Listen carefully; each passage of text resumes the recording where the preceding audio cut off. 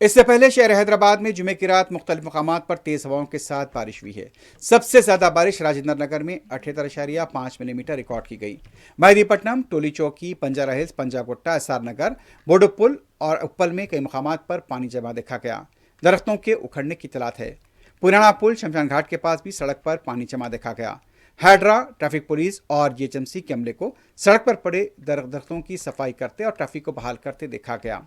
बताया जा रहा है कि हैड्रा और डीआरएफ को 26 दरख्तों के गिरने की इत्तलात और शिकायतें मौसूल हुई थी। रात 11:30 बजे तक 21 दरख्तों को सड़कों पर से हटा लिया गया। बारिश और तेज हवाओं के चलने की वजह से शहर के कई इलाकों में रात देर गए तक बरखी मजदूदी की भी इत्तलात मिली हैं।